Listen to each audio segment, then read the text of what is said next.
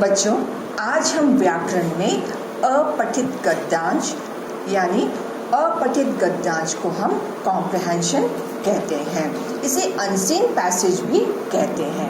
अपठित का अर्थ है बच्चों जो पढ़ा हुआ ना हो, अर्थात जिसे हमने पहले कभी नहीं पढ़ा। गद्यांश का अर्थ है बच्चों गद्य का अंश। तो गद्य क्या है? प्रोज। अंश क्या है? पाठ। तो बच्चों ये गद्यांश जो है या तो किसी निबंध या फिर किसी महान लेखक की जीवनी या फिर छोटी सी कविता के रूप में भी मतलब ये अपठित गद्य को दिया जाता है, या फिर ये किसी महान लेखक या निबंध का या कोई अंश या पाठ होता है। तो बच्चों जब आप इस गद्यांश को पढ़ेंगे तो आपको ध्यानपूर्वक इस गद्यांश को पढ़ना चाहिए। तो इस बात को आपको ध्यान रखना है, जब आप गद्यांश पढ़े तो एक या दो बार ध्यानपूर्वक इस गद्यांश को पढ़िए। अर्थात अपठित गद्यांश को पढ़ते समय भाषा का ज्ञान कितना है आप में ये पता चलता है। इसके अलावा जो है आपने भाषा को कितना समझा है और आप में जो है पढ़ने की योग्यता कितनी है, और इसके साथ जो इसमें प्रश्न पूछे जाते हैं, इन प्रश्नों में जो भी उत्तर है वो उत्तर देने की क्षमता आप में कितनी है। तो चलिए बच्चों अब हम गद्यांश को पढ़ते हैं।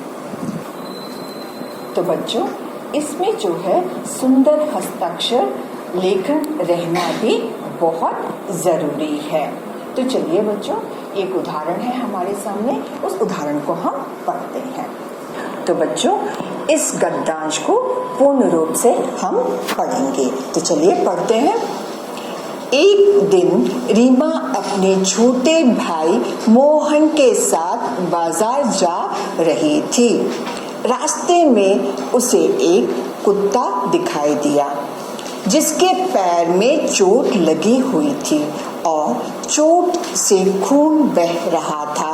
रीमा को कुत्ते की हालत देखकर उस पर दया आ गई। वह अपने भाई की सहायता से उसे घर ले आई। रीमा ने उसकी चोट साफ की और उस पर पट्टी बांधी। तो ये था बच्चों हमारा गद्यांश। अब नीचे यहाँ पर जो है कुछ प्रश्न दिए गए हैं। अब इन प्रश्नों को मैं पढ़ती हूँ, जरा ध्यानपूर्वक आप सुनिए। मोहन किसका छोटा भाई था? ये प्रश्न है। अब यहाँ पर जो है बच्चों किसका, अब लिखा हुआ मोहन किसका छोटा भाई था। तो बच्चे आप लोग क्या करते हो, सिर्फ किसका मतलब यहाँ पे आप रीमा कर लिख देते हैं। नहीं, आपको जो है पूरा वाक्य लिखना है। आपको अच्छी तरह से गद्यांश को पढ़कर फिर पूरा वाक्य यहाँ पर लिखना है। जैसे मोहन रीमा का छोटा भाई था। अब तो बच्चों यहाँ पर जो है अगर आपने पूर्ण उत्तर दिया तो इससे आपको ये पता चलता है कि आपको भाषा का कितना ज्ञान है। तो दूसरा जो है प्रश्न, रीमा को रास्ते में कौन दिखाई दिया? तो दूसरा प्रश्न बच्चों, रीमा को रास्ते में कौन दिखाई दिया? तो यहाँ पर देखिए बच्चों, रीमा को रास्ते में कौन यहाँ पर जो है ये प्रश्न है। तो यहाँ पर कौन दिखाई दिया? कुत्ता।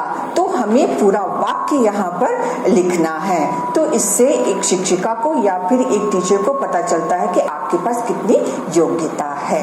रीमा को रास्ते में कुत्ता दिखाई दिया। तो इस तरह से आपको पूर्ण वाक्य लिखना है। इसी तरह से तीसरा है, देखिए यहाँ पर, कुत्ते की चोट से क्या बह रहा था?